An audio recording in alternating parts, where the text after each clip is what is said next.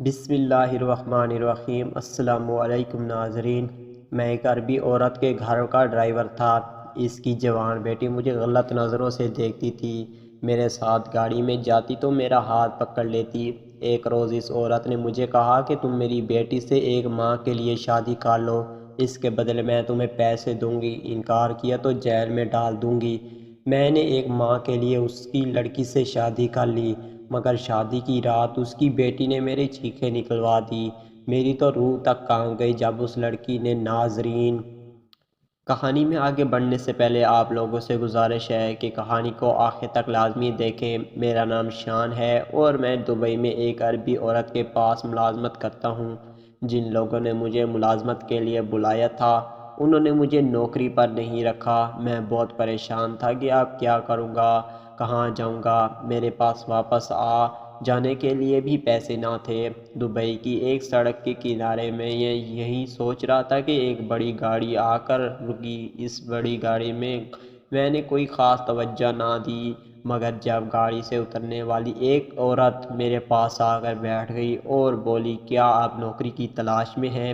میں اس کی خوبصورت سی جوانی دیکھ کر بولا، ہاں مجھے نوکری چاہیے۔ تو پھر ٹھیک ہے، آج سے تم میرے لیے نوکری کرو گے۔ اتنا کہہ کر اس نے اپنے ہاتھ میں اٹھائی چابی میرے ہاتھ میں تھما دی۔ نوکری کی خبر سن کر میں خوش ہو گیا اور اس کے ساتھ چل پڑا۔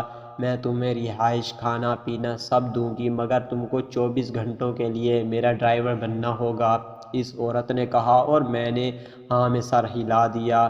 میں اس کے بتائے ہوئے پتے پر پہنچ گیا اور عالی شان محل دیکھ کر میری آنکھیں دنگ رہ گئی۔ اس نے مجھے میرا کوارٹر دکھا دیا اور کہا، تم اس کمرے میں رہو گے اور جب بھی میں تمہیں بلاؤں گی تم میرے پاس چلے آنا، اور ابھی میری ایک بیٹی کو شاپنگ مال لے جانا ہے۔ میں نے اسے ایسے ہی کرنے کی حامی بھر دی۔ مجھے یہ سب کچھ بہت اچھا اور آسان لگ رہا تھا۔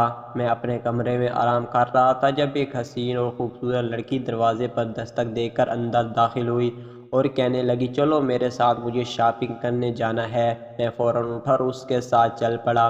میں اس کے پیچھے تھا جب وہ رکی اور میرے ہاتھ پکڑ لیا۔ اس کی اس حرکت نے مجھے خوفزدہ کر دیا۔ یہ آپ کیا کر رہی ہیں؟ میں اپنا ہاتھ اس کے ہاتھ سے چھڑاتا ہوا بولا، تمہیں محسوس کر رہی ہوں۔ وہ میرے نزدیک بڑھ کر میری آنکھوں میں ڈوب کر بولی۔ میں حیران ہونے لگا، وہ ایک انجان لڑکی ایک انجان شخص کے ساتھ اتنی جلدی کیسے فری ہو سکتی ہے؟ بہرحال اسے نظر انداز کر کے آگے بڑھ گیا۔ میں نہیں چاہتا تھا کہ اس کی وجہ سے میری نوکری خطرے میں آئے۔ میں کار ڈرائیو کر رہا تھا، وہ میرے ساتھ اگلی سیٹ پر بیٹھی ہوئی تھی۔ میں جب بھی اپنا ہاتھ گیئر کی طرف بڑھاتا وہ میرے ہاتھ پر اپنا ہاتھ رکھ دیتی۔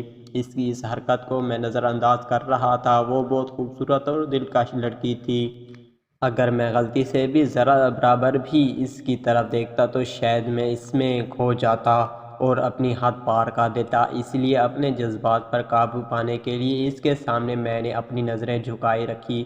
شاپنگ کے بعد ہم دونوں گھر واپس چلے آئے۔ میں اپنے کیلنڈر میں لیٹا ہوا تھا جب ایک عورت آئی اور کہنے لگی، تم کو مہم بلا رہی ہے۔ میں گیا تو وہ دونوں ماں بیٹی کھانا کی ٹیبل پر بیٹھی تھی اور کھانا کھا رہی سے تم چلی جاؤ ملازم یہاں سے، میم نے کہا تو وہ وہاں سے چلی گئی۔ آؤ بیٹا کھانا کھاؤ، اس عورت نے مجھے پیار سے کہا۔ میں حیران نظر سے اس کی جانب دیکھنے لگا کہ وہ مجھے نوکروں کو اپنے ساتھ کھانا کھانے کا کیوں کہہ رہی ہیں، مجھے بھوک نہیں۔ بیگم صاحب نے نظریں اٹھا کر کہا، بیٹھ جاؤ یہاں میرا حکم سمجھ کر۔ انہوں نے مجھے اپنی بیٹی کے ساتھ بیٹھنے کو کہا۔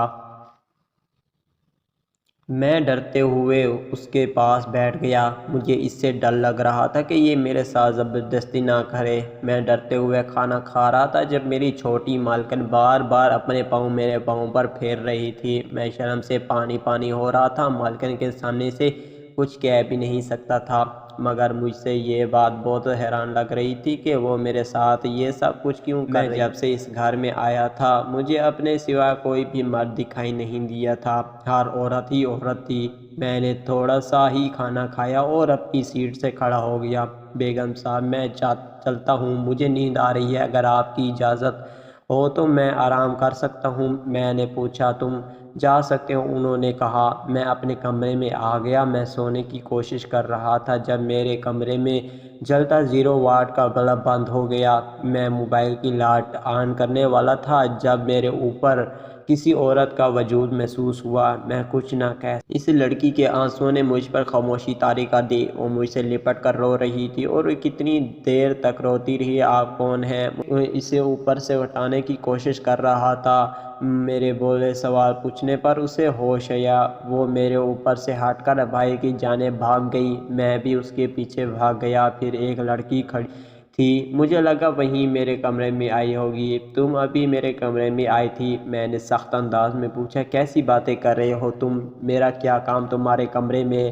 مردوں کے کمرے میں جانے کی ہمت صرف گھر کی مالکن کی بیٹی میں ہے۔ اس لڑکی نے طنزیہ انداز میں مسکرا کر کہا۔ میں سمجھ گیا تھا کہ میرے پاس چھوٹی مالکن ہی آئی ہوگی۔ اچھا مجھے ایک بات بتاؤ، اس گھر میں کوئی مرد کیوں نہیں ہے؟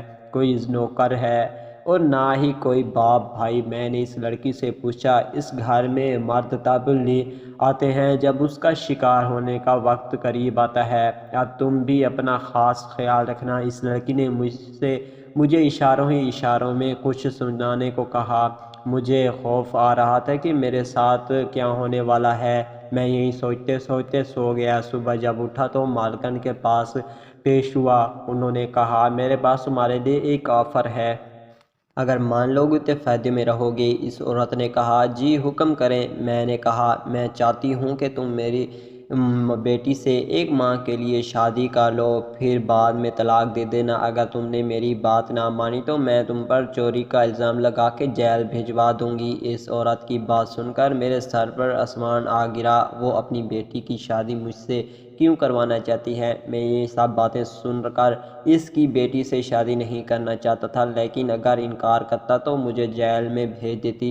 وہ دبئی کی جیل پاکستان جیل جیسی نہیں تھی کہ رشوت دے کر باہر آ جائے۔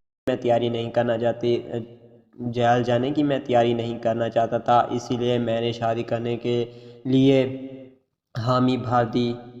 شادی کر لینے کے بعد میں ڈرتے ہوئے کمرے میں آیا۔ مجھے سمجھ نہیں آ رہی کہ کیا کروں۔ وہ میرا انتظار کر رہی تھی۔ میں خاموشی سے صوفے پر بیٹھ گیا۔ میں جانتی ہوں تم یہی سوچ رہے ہوں گے کہ میں نے 1 ماہ کے لیے تم سے شادی کیوں کی ہے۔ سچی بات یہ ہے کہ 4 ماہ پہلے چھپ کر میں نے نکاح کر لیا تھا ایک لڑکے سے، اور جس لڑکے سے میں نے نکاح کیا تھا وہ بالکل تمہاری طرح، مگر اس کا انتقال ہو گیا ہے اور میں اب بچے کی ماں بننے والی ہوں۔ مگر یہ بات میرے ابو کو معلوم نہیں ہے۔ وہ کل ہی امریکہ سے واپس آ رہے ہیں۔ اگر انہیں معلوم ہوا تو میری ماں کو جان سے مار ڈالیں گے، مگر تم سے نکاح کر کے میں انہیں یہی بتاؤں گی کہ یہ بچہ تمہارا ہے۔ اس لڑکی نے روتے ہوئے مجھ سے اگر انہوں نے مجھے قبول نہ کیا؟ میں نے اس سے سوال کیا۔ میں ماں بننے والی ہوں، وہ اسی وجہ سے تم کو قبول کر لیں گے۔ 1 ماہ بعد جب وہ واپس امریکہ چلے جائیں گے تو تم مجھے چاہے چھوڑ دینا۔ اس نے مجھے غمزدہ لہجے میں کہا۔ مجھے اس کی اداسی آنکھوں میں اپنے لیے محبت دکھائی دے رہی تھی۔ میں نے اس کا ہاتھ تھاما اور اس سے کہا کہ میں کہوں کہ میں ہمیشہ تمہارے ساتھ رہنا چاہتا ہوں تو تمہارا جواب کیا ہوگا؟ میرا جواب ہاں میں ہوگا، اس نے مسکرا کر کہا اور میرے سینے سے